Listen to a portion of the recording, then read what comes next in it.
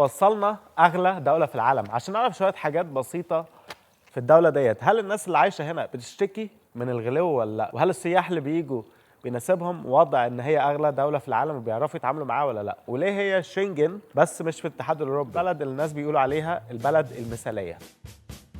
من قلب زيورخ، أكبر مدن أغلى دولة في العالم، سويسرا. Perfect country. Switzerland. Yes. Yeah, it's a really good country. الدولة صاحبة أعلى عملة في دول الشنجن. قابلنا إيدونا من أصول ألبانية لكنها سويسرية وبتحب سويسرا أكتر من أي دولة. سويسرا المصنفة أفضل دولة للمعيشة في العالم حسب موقع US News. Yes, I like living here because public transport, parking spaces and lanes for bikes, everything is made for people who don't have a car. And that I love. I love that I don't need my car. We're in. 2 minutes. I'm Lionel, I'm French, and I'm from an industrial town actually. It's called Poissy. It's in the west of Paris, and we build Peugeot cars. You know Peugeot?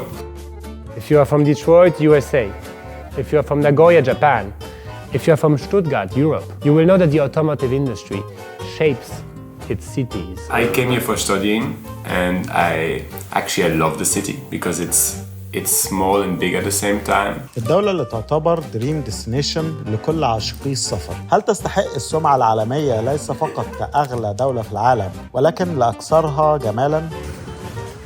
طبعا سويسرا معروفة بالشوكولاتة بتاعتها، عندهم أجود أنواع الشوكولاتة، والسبب إن هم بيصرفوا على الشوكولاتة ما بيسترخصوش في الكواليتي. I've been living here 12 years, on and off. It has actually nice people. All the Swiss people are a bit more traditional. Young Swiss people tend to be a bit more questioning. طبق الطعمية 13 يورو. هو في إيه؟ There's festivals, there's culture, there is people protesting in the streets, and I like the fact that I get all of this in a small city and I can go there by bicycle.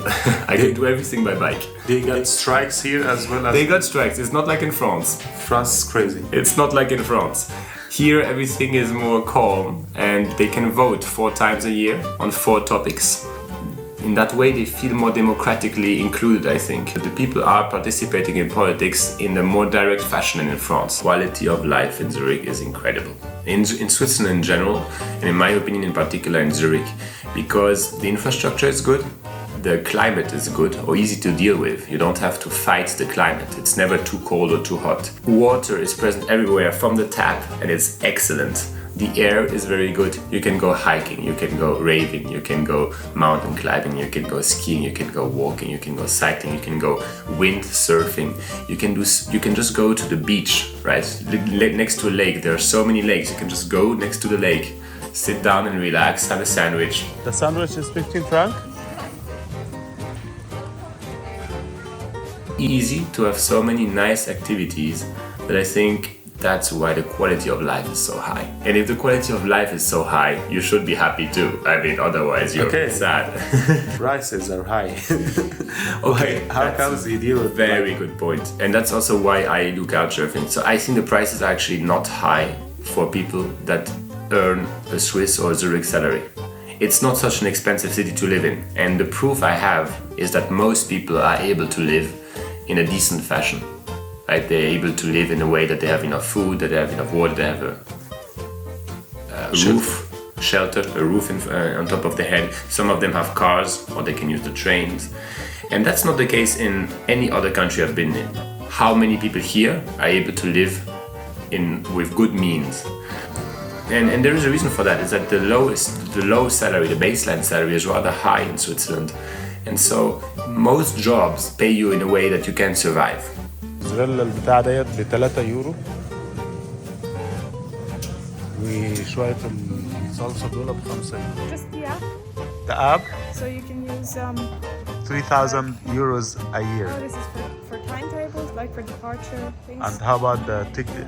The ticket is here. Okay. A good life. I prefer more Switzerland.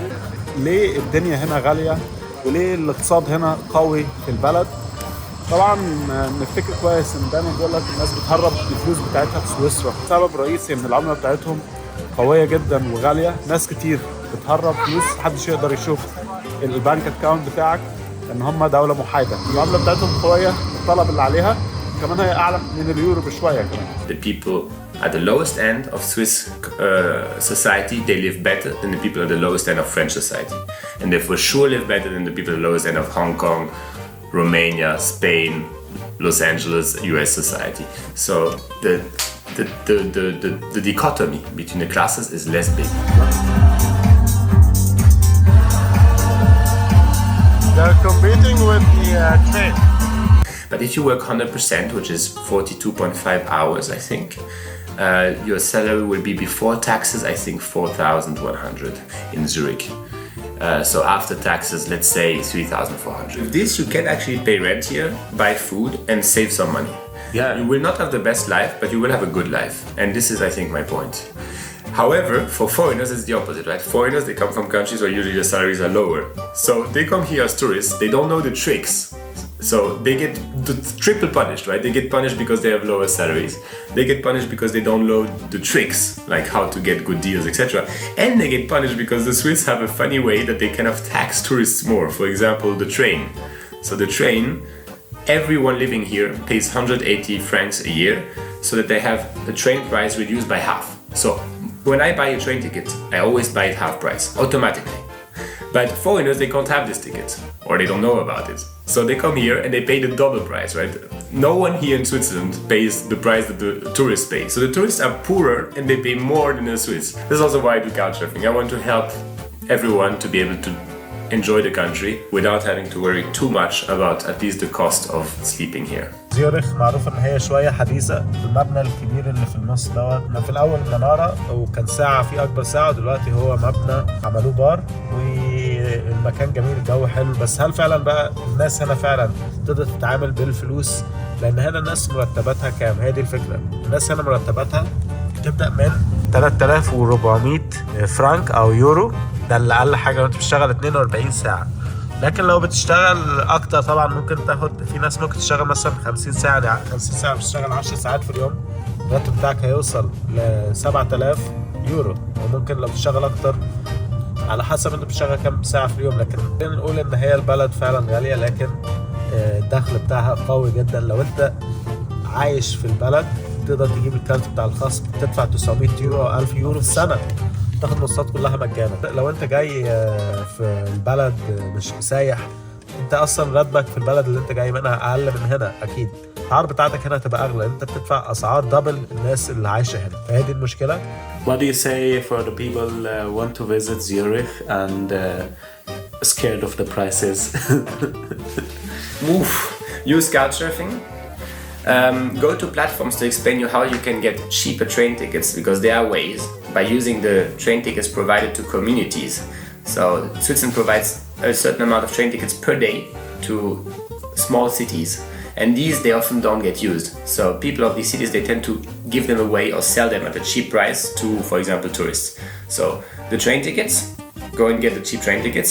Ask online, you will find it. Use couchsurfing, I said. Use BlaBlaCar maybe, or try to hitchhike to get around. And be aware that food is not where you should save your money. So in the way, if you go shopping for food, if you buy some bread and some cheese, it will be the same price roughly everywhere. So don't spend too much, don't lose too much time on food.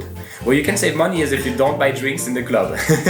If you don't buy a coffee, I'm sorry to say, that's where you will save. You have to use the experience of walking and of eating, and don't do much else. And also the water is free everywhere, water, right? So you just take a bottle with you and you fill it, because there are fountains, water fountains everywhere, and the water is excellent. It's the best I've ever seen. I love Swiss water, I love it. And we don't really talk a lot to strangers here on the streets, but we normally are like polite and clean. Also, you see Switzerland is really clean. It's not smelly, it's always nice and neat. And Cello girl. Actually, Basel normally it's better. Oh, really? Basel has the best weather. Do you like it when it's snowing or raining more? No, of course. Just the app. The app? So you can use 3,000 euros a year. oh, this is for timetables, like for departure things. And how about the ticket? The ticket is here. Okay. Two of them, and they compensate the weight, right? It's do you know the system, right? With the pulley on top. So Oh yeah. there's very little electricity, and they've been there for probably 100 years now. احنا دلوقتي في زيورخ، في مكان هنا هنروحه دلوقتي الأول، أوتيل مشهور جدا بيجي فيه الأمراء. بعد كده هنروح على مدينة بازل.